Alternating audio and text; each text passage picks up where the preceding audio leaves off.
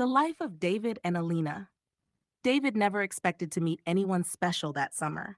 He had gone to the coast just to clear his mind, to take a break from the fast life of Los Angeles.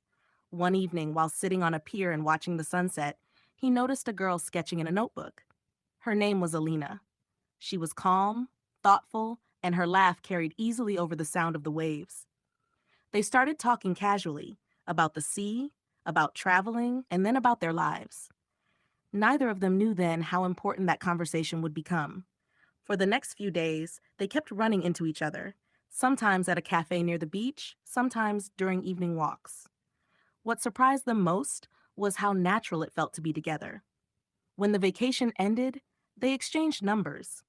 Both thought that, once they returned home, everything might fade. After all, most summer connections don't last. But during the ride back, Alina messaged David asking which part of California he lived in. Los Angeles, he replied. Her answer came quickly. Wait, me too. They couldn't believe it. Out of all the places in the world, they had met by the sea, yet both lived in the same city.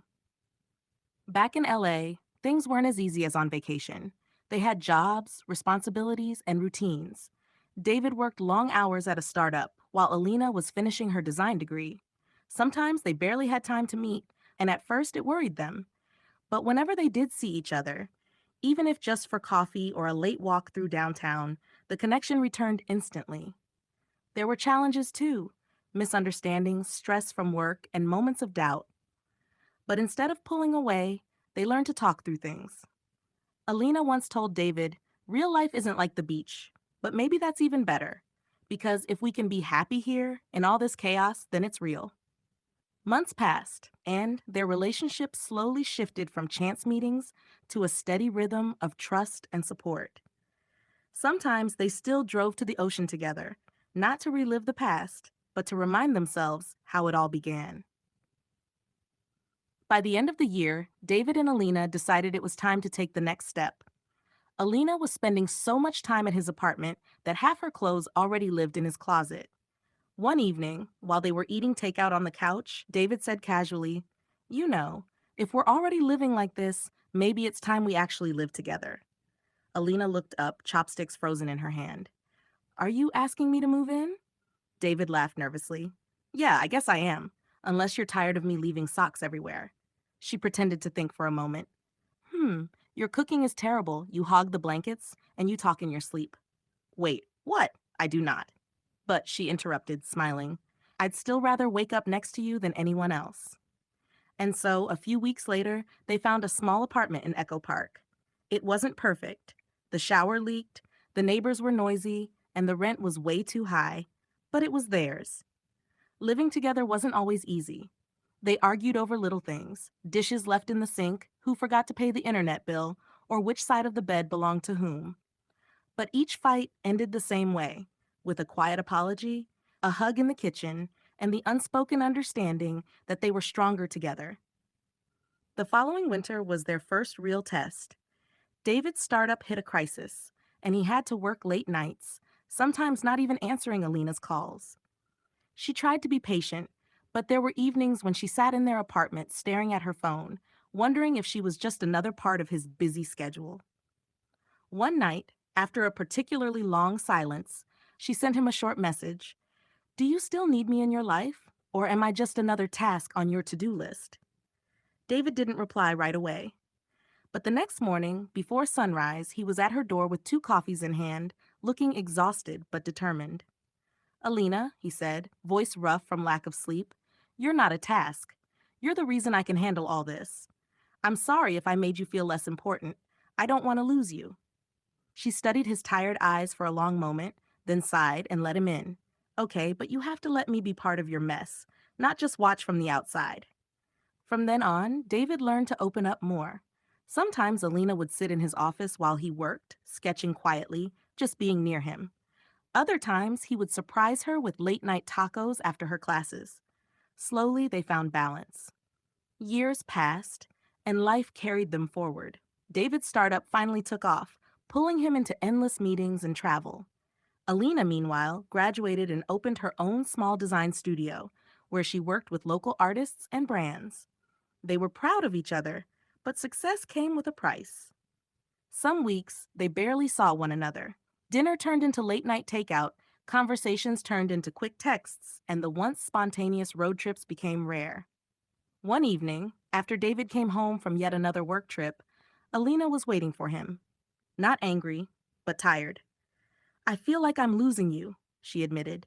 "We live together, but some days it feels like you're a ghost. I know you're working hard, and I'm proud of you, but I don't want to build a life with someone who's never here." David dropped his bag and sat down. For the first time in a long while, he let the silence hang. Then he said quietly, "You're right. I've been chasing success like it's the only thing that matters. But the truth is, none of this means anything without you." Her eyes softened, but her voice stayed firm. "So what do we do?" David took her hands. "We figure it out, together. I don't want us to be two people living parallel lives. I want us to build one life, the same one." That conversation changed things. David scaled back his work hours, refusing projects that demanded too much distance. Alina, in turn, learned to share her world with him more openly, bringing him into her art shows, letting him be part of her creative journey. One summer night, while they were walking along the Santa Monica Pier, David stopped suddenly. He pulled a small box from his pocket. "Alina," he said, his voice shaking slightly, "we met by chance, but we've stayed together by choice. You've seen me at my best and my worst, and I don't just want to live in the same city as you. I want to live my whole life with you. Will you marry me?" For a moment, Alina couldn't breathe. The waves crashed in the distance, the Ferris wheel glowed above them, and her eyes filled with tears. "Yes," she whispered, then louder, laughing. "Yes, David, of course." He slipped the ring onto her finger, and the crowd nearby, realizing what had just happened, broke into spontaneous applause. The months after the engagement felt like a whirlwind. Between work, Alina's studio projects, and David's company responsibilities, wedding planning seemed almost impossible. But instead of hiring expensive planners, they decided to do it their way: small, personal, and meaningful. They chose to have the ceremony by the ocean, the same place where they had first met. "It just feels right," Alina said, standing barefoot in the sand during one of their planning visits. "Like we're coming full circle." On the wedding day, the sun dipped low, painting the sky in shades of pink and gold. Friends and family gathered on the shore, and the sound of the waves became their background music.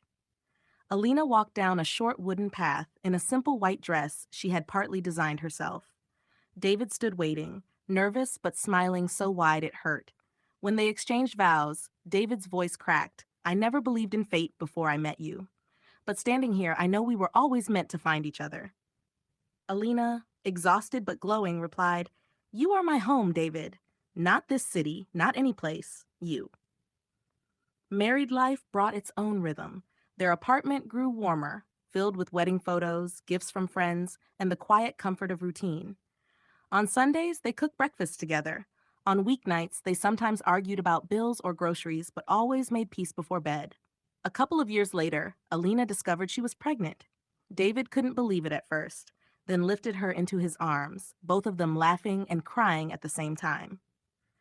Their daughter, Sophia, was born months later, tiny and fragile. Life changed completely. Their apartment was filled with baby bottles, toys, and sleepless nights. They argued, they laughed, they cried, but every milestone reminded them why it was worth it.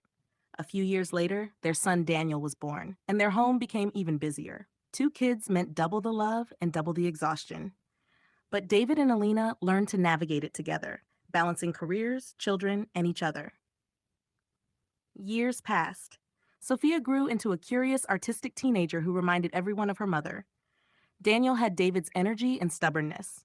Their home was rarely quiet, filled with school projects, music, and questions.